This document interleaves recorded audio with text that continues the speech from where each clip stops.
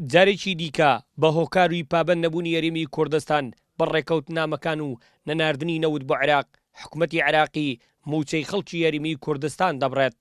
وەفدێکی باڵا بە سەرۆکایەتی قوبات تاڵەبانی جێگری سەرۆکی حکوومەت یارێم و ژمارێک لە وەزیرانی یارێم لە بەغدان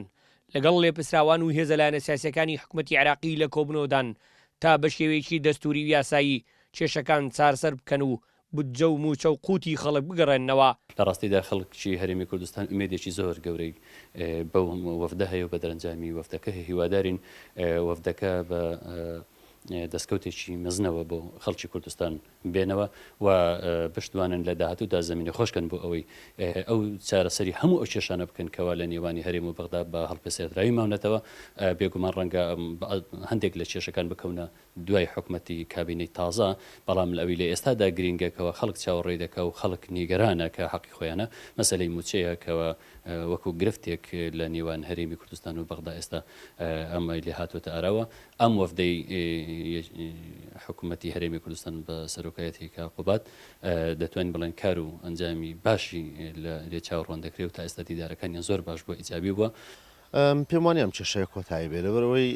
شاندە کوردیەکە لە دوای چەند نزیکەی حەوت کۆبنەوەی شەوی ڕابردوو ئاماژیان بۆ دەکرد کە ئەوان ناتوانن ڕێککەوتنێکی کۆتایی بە ئەنجام بگەێنن چونکە ئەو کێشەی کەڵەکەبووی چەندی ساڵی ڕابردووی دوای ڕوخانی ڕژێمی دیکتاتۆری بەغدایە و پێم وایە ڕێکەوتنەکان ڕێکەوتنی کاتی دەبن وەکو ئەوەی کە لە ماوەی ڕابردوو کاتی بۆ ئەو سەبارەت بە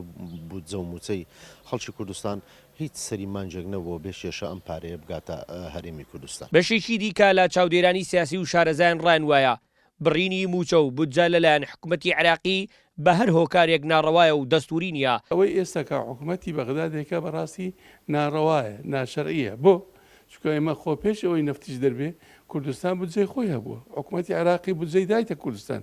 ئێستا خێرە بەو دقەیە بدێتن بەو شێوازە دێتن ئەوەی هەمووی دەبرێتن دوایەوە قوتی خەڵکە بەڕاستی بۆیە گرینگە ئەو وەفدا و مەسەلە بەڕاستی یەکلا کاتەوە لەگە حکوومەتی عێراقی دوایە جێگای داخە ئەو برادرانەی کە لە بەغا بە نازەشی بە عقلێتەشی زۆر شۆڤینانە تەعامل لەگە خەڵکی کوردستان دەکەن. خەڵکی کوردستان هاوڵاتی ئەو وڵاتەیە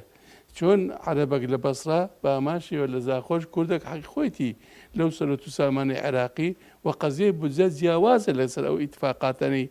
نەفتە پێش ئەوەی کە نەفتیش دەربینی کورد بودجەی خۆی هەبوو نەفتێکی دەرینا بودجەی خۆی هەبوو. ئەو ئیرادەی ئەوان دانێت بەسەر ئیرادەی گەلی کوردستان و هەرێمی کوردستانەوەی کەن دیارە وەفدی ئێستاش لە چوارچێوەی ئەو چالاکیانەی ئەو نەشاتانەیە کە دەیەوێت زۆرێک لەو کێشانە